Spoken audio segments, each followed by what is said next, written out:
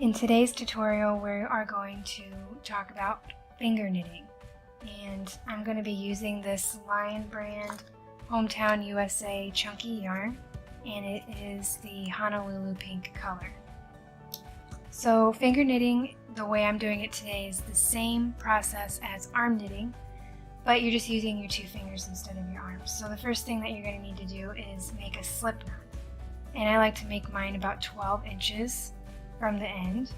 And you make a slip knot by twisting it over to make a loop like this, and then take this loop here and pull it up through the middle, and now you have a slip knot. And you'll notice that you can pull to tighten or loosen. That's what makes it a slip knot. So you'll stick your finger through the loop, and don't make it too tight because you want to be able to move the loop across your finger. So now we have our start of our first row.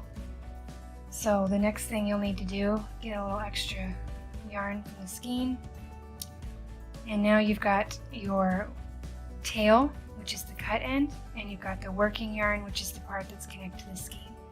You want to grab both strands in your hand with your three fingers like this, and with your thumb and your pointer finger you're going to stick them through in between the two strands and twist up like this, so you have something that looks like this.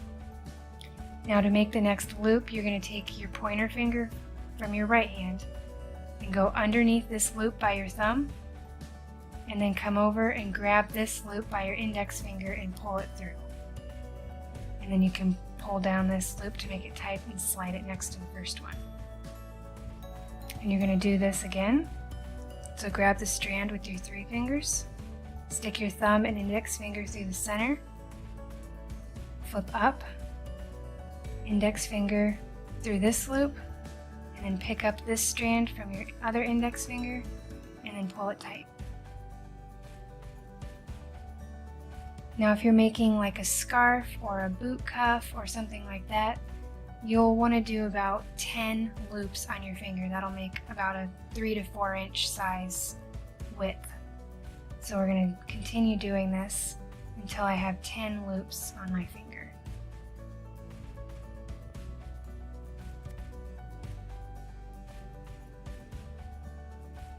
Okay, so I now have 10 loops on the finger, and as you'll notice the tail got shorter, but that's okay because then it will stay out of our way as we're doing the rest of our finger knitting. So you can see 10 loops. Now we're going to grab some more yarn from the skein, and we're going to work on doing the next row. Alright, for the next row you won't need to work with the tail at all, so you can just disregard that strand. We're only going to be working with the working yarn, which is connected to the skein. So the first thing you'll need to do is grab your working yarn, and then you'll want to start pulling the first loop off your finger. And as you pull it off, you're going to use your middle finger and thumb to help push the loop, the working yarn, through this first loop to make a new loop. So now I have a new loop here, and this one is going to go on this index finger. And then you can pull this down to kind of make it tight. So we're going to do the same thing with the next loop. Start pulling it off, and then use your other fingers to push through the center of that loop, and then slide it onto the index finger on your left hand. And again, start pulling this off. Take the working yarn, push it through to make a loop, and push it onto your pointer finger.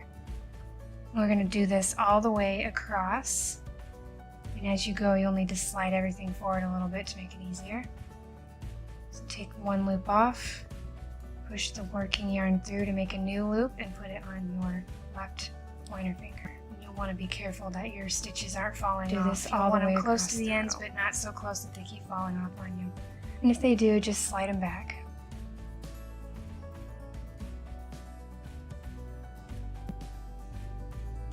Okay, so now I've transferred all of the loops over to my left finger, and we have the first row done. You can start to see the shape come on. So let's go ahead and do the next row. It's going to be the same process, except now you'll be taking all the loops from your left hand and moving them back to the right. but doing the same thing. You're just going to use this hand, slip this loop off, use your finger to create a new loop by pushing the working yarn through that loop and putting it onto your right hand.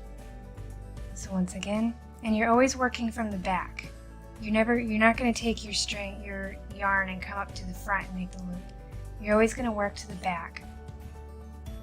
Take the loop off, push it through, and slide it onto your index finger.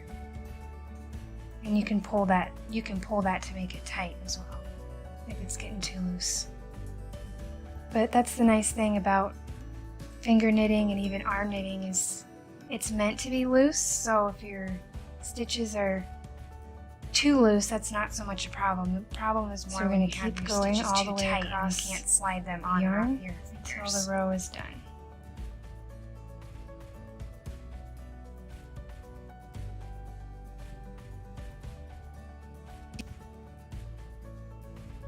Okay, so I finished the second row.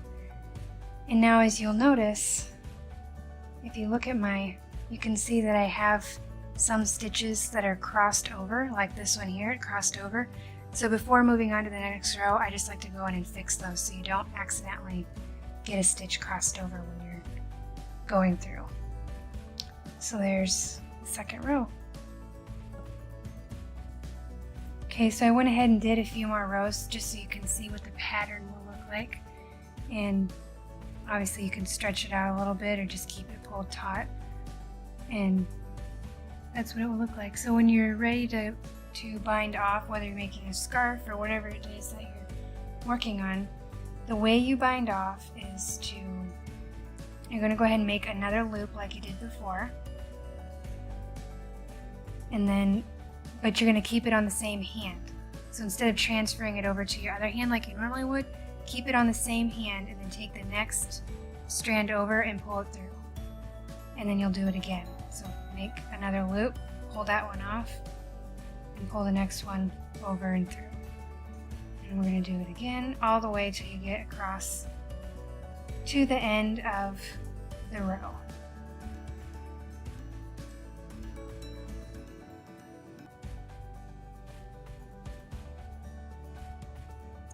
Okay, and now that we're at the end, then you can just take this, pull it through and make a knot and then cut the yarn off.